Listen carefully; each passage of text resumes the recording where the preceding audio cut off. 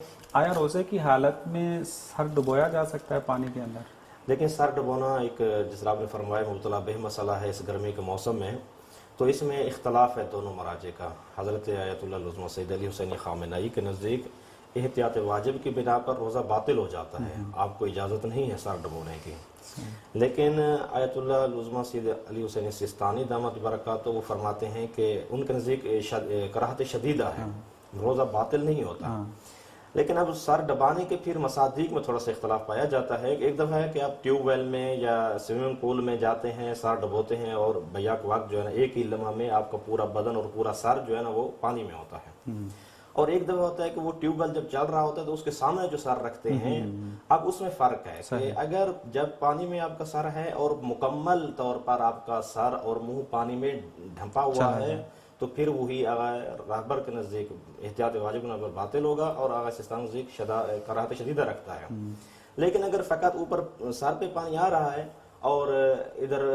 مثلا کان پر یا ناک پر منہ پر پانی نہیں گر رہا تو پھر روزہ باطل نہیں ہوگا اور کراہت شدیدہ بھی نہیں ہوگی۔ جی کراہت شدیدہ کو تھوڑا سا وضاحت کر دیں تاکہ ہمارے ناظرین کو پتہ چل جائے اس اصطلاح کا۔ کراہت شدیدہ سے مراد یہ ہے کہ جو اصل مثلا فقہ میں مکروہ کی اصطلاح پائی جاتی ہے، اس کا مطلب یہ ہے کہ اس کام کو چھوڑ دیا جائے تو زیادہ بہتر ہے، ورنہ اس سے روزے کو نقصان نہیں ہوتا۔ البتہ یہ بھی ہمارے ہاں ایک اصطلاح چلتی ہے کہ روزہ مکروہ ہو جاتا ہے تو روزہ مکروہ نہیں ہوتا، یعنی ایک تسامحی اصطلاح عمل جو ہے وہ یہ مکروہ خود عمل مکروہ ہے کہ اس سے ممکن ہے آپ کے روزے کا ثواب۔ یعنی اگر ایک انسان جاتا ہے نہر پہ نہانے کے لیے اور وہ اگر جس طریقے سے عادی طور پہ نہاتے ہیں اور ڈبکی لگاتے ہیں بالکل ایسے ہے، تو آغا سستانی کے نزدیک اس شخص کا روزہ تو باطل نہیں ہوگا لیکن اس نے خدا کا ناپسندیدہ عمل انجام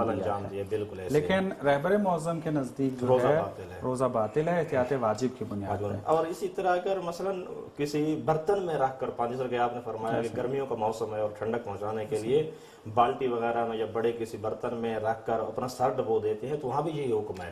فقط ٹیوب ویل یا نہر کا حکم یہ نہیں ہے، ممکن ہے کہ ایک بالٹی چھوٹی سی لے جس میں ایک سر آ جائے، اگر وہ اس میں سر ڈبو دیتے ہیں بیک وقت یہ سادے کار ہو کہ پورا سر اس کے اندر ہے تو اس سے روزہ آغا کے نزدیک باطل ہوگا اور آغا سے نزدیک کراہت شدید ہے۔